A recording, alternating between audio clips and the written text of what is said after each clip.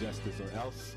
And our people. So in studio we have to join us and help us along that conversation, Brother Dr. Umar Johnson. Greetings and good afternoon. Peace and love, brother. Thanks for having me. Good to see you, bro. Let's jump right in, man. We talk about Sankofa. We talk about warriorhood a lot on this show. Mm-hmm. One of the things I know that you've been on the front lines of for a while is really this issue. Most people know you as the guy who talks about special education and black boys. Mm-hmm. So let's start there. But I really want you to, number one, define for our listening audience who might not be familiar what menticide is. You know, the word that was coined by Dr. Bobby Wright. Okay. And related to the conversation about genocide. And then let's talk about the way that manifests in school systems. Well, for me, menticide would be the systematic destruction of a people's understanding of who they were, what they are, and what their potential could potentially be. And the potential is the most important. Killing of the vision and killing of the dream. This is very important, especially when you deal with African children, because us reclaiming our past is a threat, but they're not as concerned about that because we've been at the Black Book movement for about 40, 50 years. And a white man could clearly see that nothing has really come out of that tangible. So he's not afraid of us learning that we built the pyramids. He's not afraid of us learning about all the great black inventions. What he wants to kill is the potential and the vision and the hope that we can transform the reality. So menticide is more about projecting into the future and preventing a regeneration of African people from taking place. Yeah, I talk about a soul murder of your aspirations. Yes. Like, and so when you just talk to young brother, I'm just chilling. You ask what they thinking about, oh, not much, man, I'm just hanging. Right. It's like you did already. If as a man, as a young brother, 18, 19, when you're supposed to be at that age of pioneer warriorship and you just chilling. Yes, sir. And so it's that killed that murdered aspiration that menticide really perpetuates. Exactly. And it happens regularly. It happens in the media, it happens in the community, but it really happens when our children go to school. Talk about the dynamics there. Well, I think one thing that we got to keep in mind when we talk about miseducation, black children don't have an issue learning. Black boys don't have an issue getting an education. School is not the problem. It's the treatment that they receive in school that's the problem.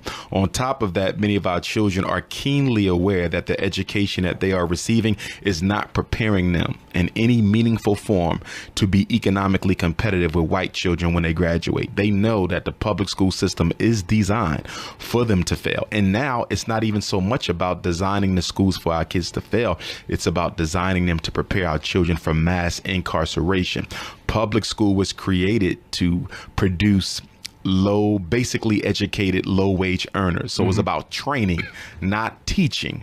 Training for specific jobs that existed at that specific time, but no longer exist. So it's all about exactly. So it's about jail, and that's why you also see the charterization of public schools, the shutting down of public schools, not just in Philadelphia but globally. Philadelphia is a pilot project, if you will, because it has the largest amount of charter schools in the country. So this is a pilot city to see how efficiently you can shut down public school and then ultimately come back and shut down the charters as well.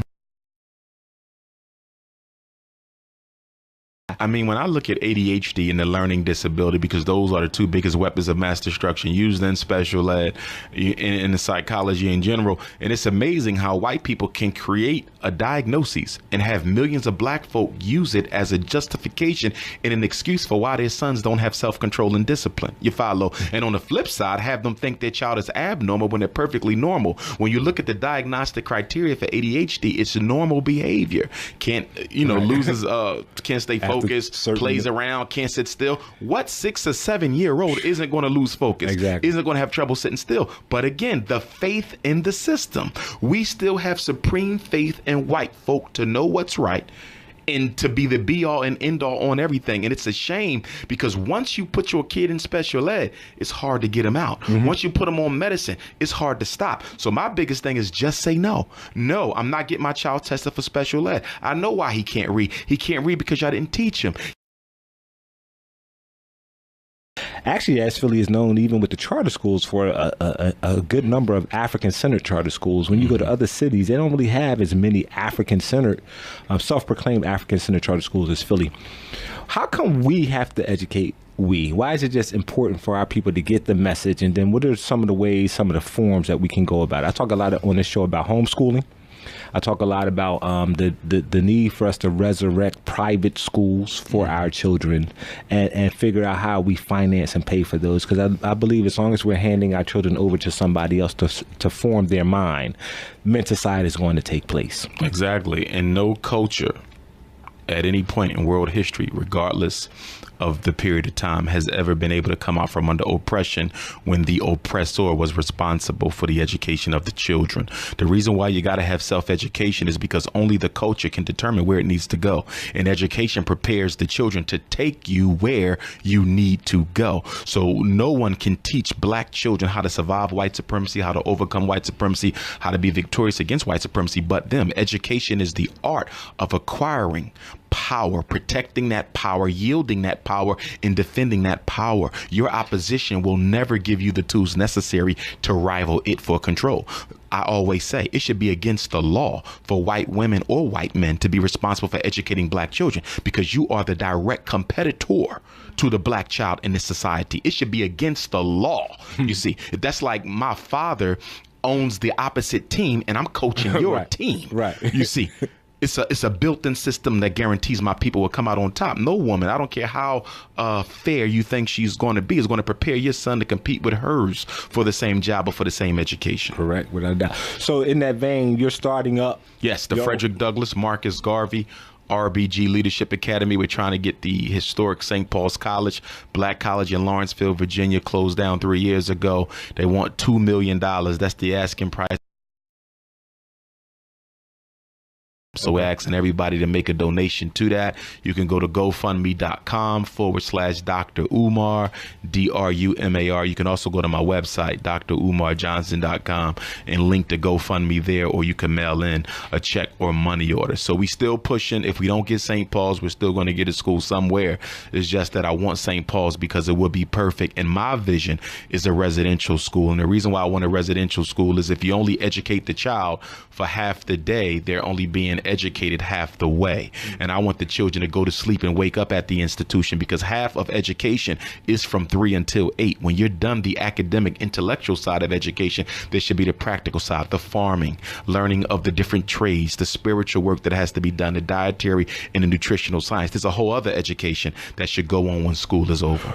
So the original building was a college post-secondary campus. Yes, it's a college campus. And when you do your schools, it'll be a grade school, K to 12. K to 12. Just wanted to clarify that. And again, if people want to support it, what are the ways, the channels for them to They can do so by gofundme.com/Dr. Umar, which they can link through on my website, dr.umarjohnson.com. They can also mail, check, or money order to payable to FDMG Academy, P.O. Box 6872, Philadelphia 19132. Also want to let your parents know that if they like to work at the school, anyone from the community, not just parents, they can send their resumes in to FDMG Resumes, FDMG Resumes at gmail.com. And every Tuesday morning, 6 a.m. to 8 a.m. Eastern Standard Time, I host a Black Parent Teleconference where parents can call up anywhere in the world and ask any question about their child education or mental health. That's free every Tuesday, and you can contact me through the website.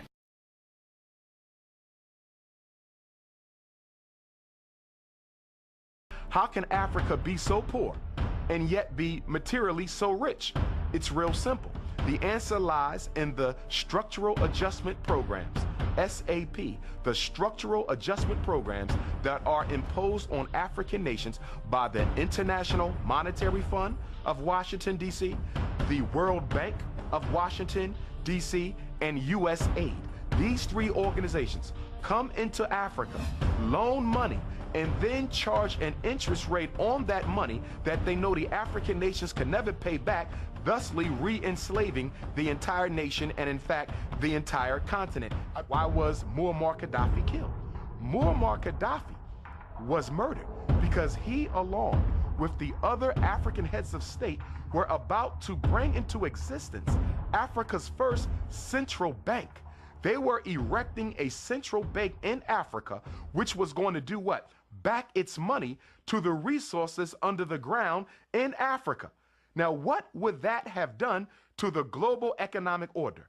Remember, the United States dollar isn't backed on any natural resource. The British pound isn't backed on any natural resource. The Canadian dollar, the European Union, their currency isn't backed on any natural resource because Europe doesn't have a lot of natural resources. Africa does. So if they would have been successful in creating a central bank of Africa, coming up with a unitary currency, and then backing that currency to the material wealth under the soil, they would have bankrupted every other economic system in this world from America to Europe to China. That was revolution, and that's why Muammar Gaddafi had to be assassinated, because he was about to help the African heads of state eliminate modern slavery and